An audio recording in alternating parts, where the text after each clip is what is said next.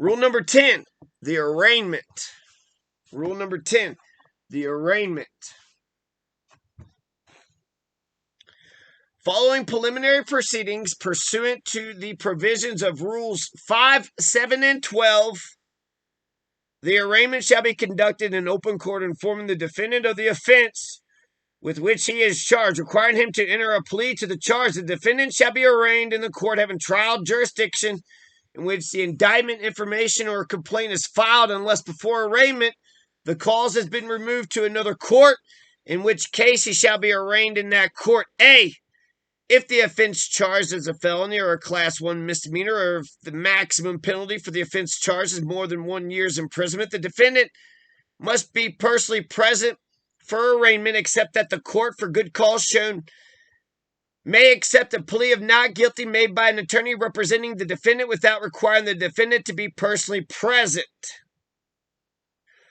In all other cases, the court may permit arraignment without the presence of the defendant. If a plea of guilty or nolo contendere is entered by counsel in the absence of the defendant, the court may command the appearance of the defendant in person for the imposition of sentence. C, upon arraignment, the defendant or his counsel shall be furnished with a copy of the indictment or information, complaint or summons, and complaint if one has not been previously served. D, a record shall be made of the proceedings at every arraignment.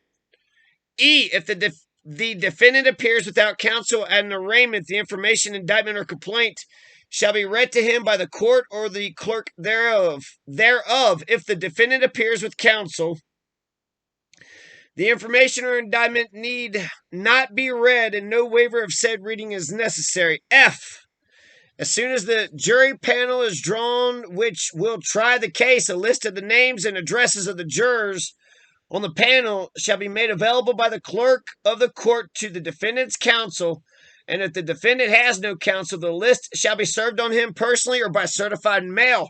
It shall not be necessary to serve a list of jurors upon the defendant at the time of the arraignment. CRCP 10. CRCP 10. Coming up next, rule number 11.